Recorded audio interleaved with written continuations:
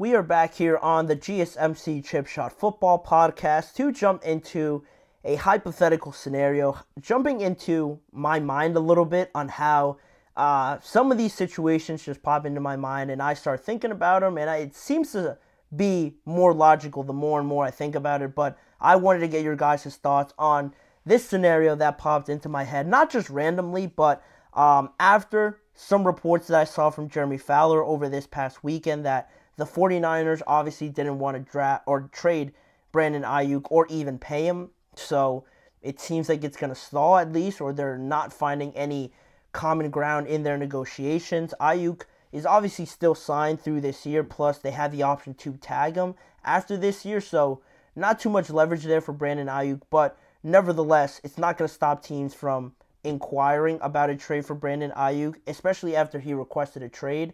Then, to go along with that, those rumors about trading Aiyuk and whatnot, you have Davante Adams, who last week really dominated the headlines with all the rumors linking him to the New York Jets, playing with Aaron Rodgers again, Breece Hall talking about it, Garrett Wilson talking about it.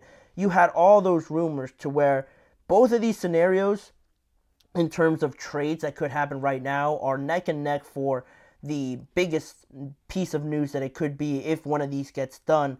But from that point, from those reports, it followed it up by me watching some of Pro Football Talk's Mike Florio, and he brought up the idea of first trading Deebo Samuel and then paying Brandon Aiyuk what he wants as one of the solutions to this stallment that we have between Brandon and the 49ers. If they don't really want to lose Brandon, that could be a viable option just because Deebo is heading into that final year of a 3-year deal that he signed in 2022. So 2024 will be that last year. 2024-2025 will be the last year for Deebo. So they could come to a point where you could trade him. That could be something that the 49ers could be interested in if they absolutely don't want to lose Brandon at the end of the day.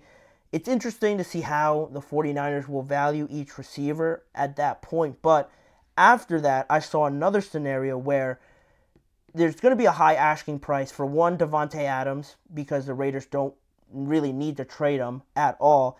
But also, there's going to be a high asking price for Brandon Aiyuk, obviously. We've talked about it, how some teams reached out to the 49ers already, but some executives came away with believing that the 49ers just want too much. So you put one scenario with the other, and why not just trade Brandon for Davante Adams is what I saw in this article that I was reading. And at that point, you'd obviously keep Deebo Samuel to team up with Davante Adams. And I got to thinking with both of these scenarios that I saw, it's not too far out of the realm of insanity, you could say. There's a lot of reasons that either one of these could happen, and I wanted to bring it up to you guys just to get your guys' thoughts on which one is more likely, which one do you guys believe could end up happening, or maybe none of these could end up happening. But starting off with the first scenario, keeping Brandon Aiyuk, paying him $30 million, $31 million per year, and subsequently trading Deebo Samuel just because you can't have both of them up there, obviously.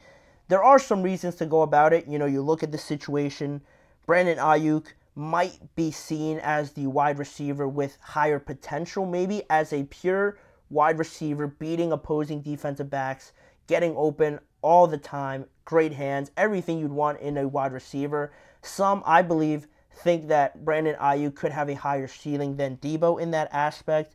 And also, you look at Deebo Samuel and what he brings to this team. Obviously, that 1 year where he went completely berserk and he had the passing game, the running game, and it threw everybody off.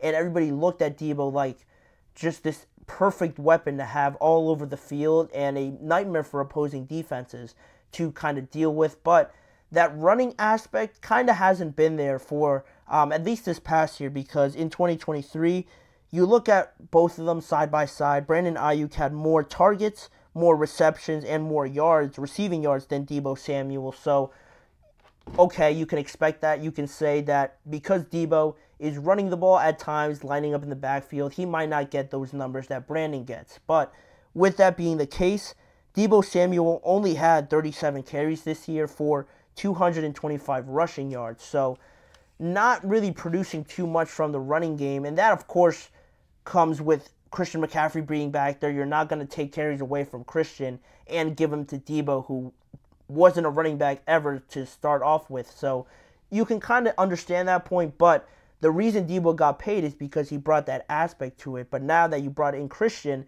he doesn't contribute that much to that aspect. So if you look at the receiving numbers, Brandon kind of hasn't beat in that area. So that could be another reason people might be open to this idea. But also, talking about just the receiving aspect of it, again, Deebo hasn't exceeded 1,000 yards in the last 3 years. He hasn't done it since 2021. There's also some injury concerns with Deebo. You saw he was banged up a lot this year in the game against the Browns with that scapula injury. Then it popped up again, and then it popped up once again in the Super Bowl. And some of these crucial moments where you need your best players to be there.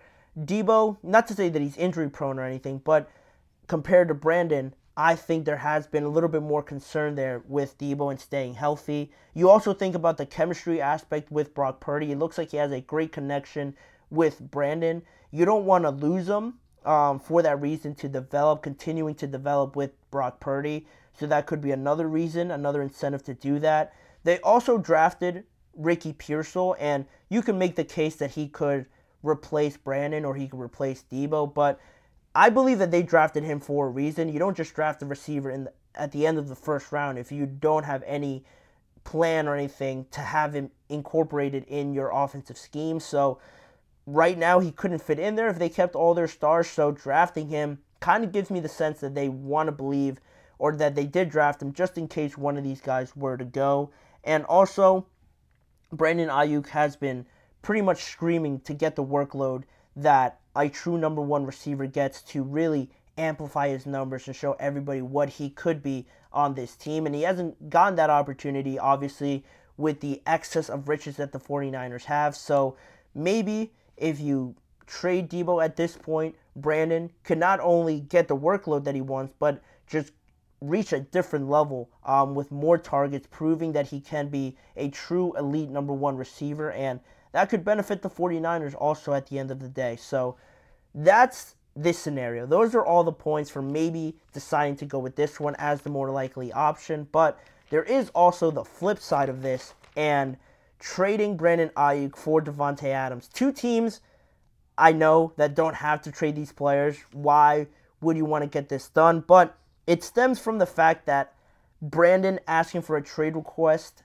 doesn't make me feel that the 49ers want to pay him at this point. So why not get somebody at this level that not only meets the 49ers high asking price, but likewise for the Raiders meets their asking price as well for Davante Adams. Las Vegas could afford, Las Vegas could afford Brandon Aiyuk's asking price right now. They don't have a lot of high contracts on their roster as it stands. Davante's probably the highest earning one other than Max Crosby and Christian Wilkins. Now that I'm thinking about it, those two are the highest ones. So if Brandon comes in and he's asking for around 30, I believe that they could fit him into that. And the other way around, Davante could fit what the 49ers were trying to offer Brandon Aiyuk, around $27, $28 million. That's around what Davante Adams is making right now. So financially, if they just switch teams, it looks like both teams could afford it if it were to happen. Then you have the personal side of it, the connection at Arizona State University. And Antonio Pierce, who was the head coach of the Raiders, was there during the time that Brandon was there. So they already have a connection similarly to Brandon and Jaden Daniels.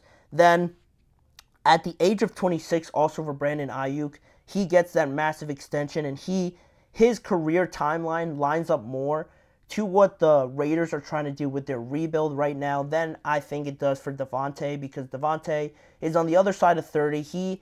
His time at this elite level is coming closer to an end than that of Brandon Aiyuk, obviously, and I think the Raiders need a few extra years, and it doesn't line up too much with Davante.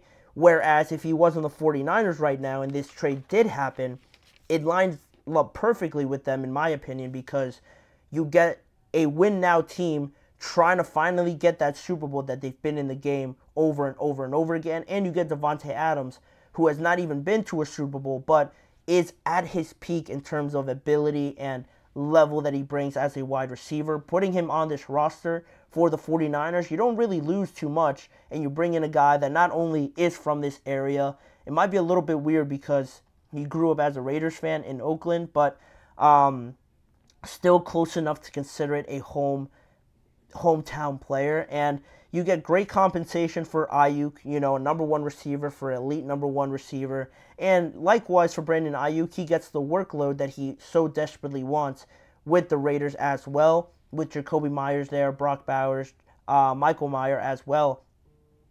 You get the workload either way if you trade for Davante Adams or if you trade Deebo. So that kind of goes hand in hand with both scenarios. But where I stand on this, if any of these were to happen, what I would love to see happen would be that Davante Adams gets traded for Brandon Aiyuk, if I had to choose, because I believe that that gets the best results for everybody. I believe that Davante fits this team, is in a win-now mode with the 49ers. He needs to get to a Super Bowl, at least play in one, and then if he wins one, that's awesome. But the 49ers, their Super Bowl window right now, it's not closing, but, how many times are you going to make it to the Super Bowl?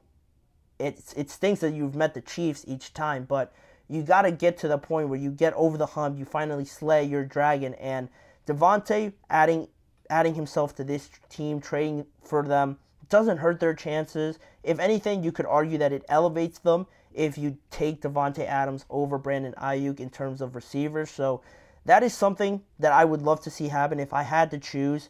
That's the way I would go. And lastly, if Deebo does get traded and the other scenario does end up happening, San Francisco would probably, you could say, would get worse just because of the uncertainty that you'd have there with losing Deebo. Of course, you don't know who you're going to get back, but unlikely that it is a player up to his standards. If you do lose Deebo, that uncertainty you have with the readiness of a Ricky Pearsall or of Juwan Jennings stepping into a bigger role, there's a lot of uncertainty there, so you don't really know what you're going to get out of that, and I don't think it's any question that you're going to get worse if you trade away Deebo. But that is where I stand on it. Weird scenario, just out of left field, it might seem like, but I thought it was interesting on seeing Mike Florio comment about it, seeing another article bringing up this scenario. So there is a lot of good reasons why this could happen if it were to end up happening. I'd love to know what you guys would prefer, seeing Davante traded for Brandon Aiyuk or seeing Deebo traded away from the 49ers and the 49ers just paying Brandon Aiyuk what he's asking for. Leave your guys' thoughts in the chat box or in the comment section after the show. But that'll be that for that segment. We have one more to get to on this show. The NFL Network's top 100 player rankings have come out on Monday. The initial 100 to 81 players have been revealed. I wanted to react to it because there were some surprises and just some interesting rankings on there. So I wanted to just update you guys on that and give my thoughts on it as well. After the break, we're going to get to that. So we'll be right back in just a few seconds.